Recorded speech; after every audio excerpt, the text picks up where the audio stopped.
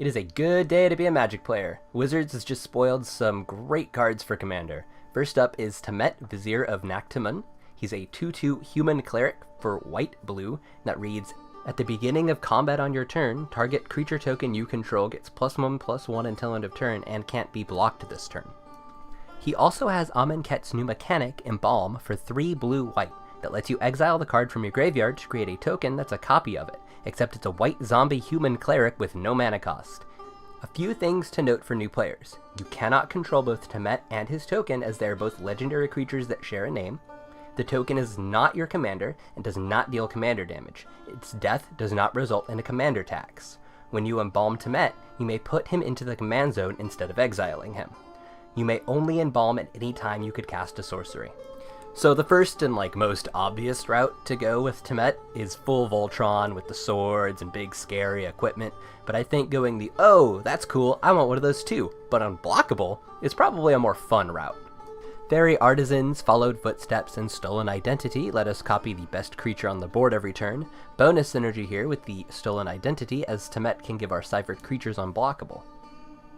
Rite of Replication, Clone Legion, and Supplant Form help turn the deck up to 11, swinging the game in our favor every time we resolve them. Combine these with white cards such as Intangible Virtue, Hour of Reckoning, and Mirror Sigil Sergeant, and you've got the start to a pretty fun casual commander deck. What do you think of Castnet? Any cards you plan to run with him? Don't worry though, if he's not your thing, he wasn't the only legendary creature spoiled today. Castnet the Careful is Amonkhet's Blue God. Castnet is a 5/5 flying, indestructible creature for 2 and a blue that can't attack or block unless you have 7 or more cards in hand. He also has an activated ability, 3 blue, draw a card. Then you may return a land you control to its owner's hand. Castnet reminds me a lot of Soramaro, First to Dream. Personally, I'm not quite as excited as I was for Hazoret, as he seems like another reward for drawing cards, draw cards, blue cards, cards, blue. But I'll likely slide him into a lot of my other decks, as he seems like still a really decent card for enabling a lot of shenanigans. Our last big commander spoilers of the day are the monuments to the gods themselves. Each of these legendary artifacts reduce the casting cost of creatures that share their colors with their respective deity by 1 generic mana. They also have an effect when you cast a creature spell of any color. Castnet's causes target creature an opponent controls to not untap during its controller's next untap step.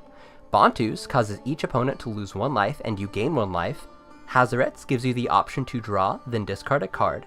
Ronas's gives target creature you control +2/+2. And finally, Orketra's creates a 1/1 white warrior creature token with Vigilance. These are all fantastic options for monocolor decks, as they act as both mana ramp and give great triggered abilities. Alright guys, thanks for watching. Like, favorite, comment, subscribe, the usual YouTube things. It really does help, and it just makes me feel good because I'm very, very small at the moment. Thanks so much, guys.